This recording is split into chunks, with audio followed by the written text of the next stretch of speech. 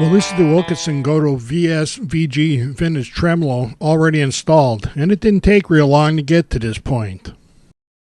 After unsoldering the ground wire, I backed off the screws on the spring claw to relieve that tension. And then I could remove the strings. Here I have the tremolo arm in its socket, and we have to adjust this set screw because that controls how much tension there is on the arm or how free it moves. Once this is installed, you can't get at this screw. I did have to open up the two end holes near the top of the screen for this tremolo to fit my bolt pattern. I opened each of those holes towards the center, less than 1/8 of an inch apiece, and that worked fine. The hole for the first screw on this end is perfectly round, and that locates the tremolo left to right. That's why I chose to open the screws on the other end. I soldered the ground wire to the new spring claw and then screwed that into place. These are long screws that take all the pressure to spring, so I ran them in about halfway to start with. I've already installed the return springs underneath the tremolo and a fresh set of strings, so we can go ahead and set the string heights. We need to get the string heights about right so we can go ahead and tune the guitar, but I'll probably have to refine these after I finish intonation. You go through a bit of back and forth with some of these settings until you get it right. Now I could tune the strings and make sure we have them up to the full tension that they'll be exerting on the tremolo.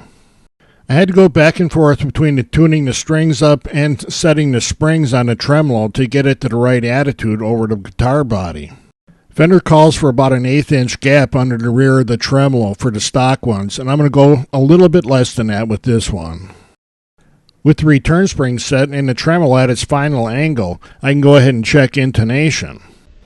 This thumb screw is included with the kit, and we screw that into the back of the saddles and use that to position the saddles where we need them for intonation. When we get the intonation right, we just tighten down that Allen screw in the middle that locks the saddle and take the thumb screw out. It turns out that this is a really easy system to use for setting intonation. And now with the Wilkinson Gotoh VSVG vintage tremolo installed, we get to play it and see how it works. It didn't take me nearly as long as I thought to set this tremolo up, and so far it seems to be working real good. But now we're going to play it for a few days and see how it holds tune. This is the third day since installing this unit, and I've been doing this pretty much the whole time during the 3 days. I play a set of chords and then push the thing through some really heavy dive bombs with the tremolo unit, and then play the same chords again and see if it came out in tune.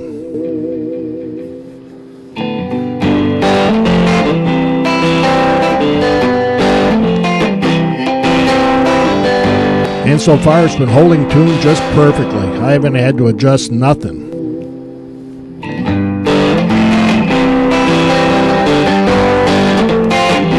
The Wilkinson Gotoh VSVG vintage tremolo just keeps coming right back to tune, and I don't have to change anything. I'm not a big fan of tremolos, but I'm liking the way this one works. I really like that this unit from Wilkinson Gotoh lets me focus on learning how to use a tremolo and less on tuning the guitar.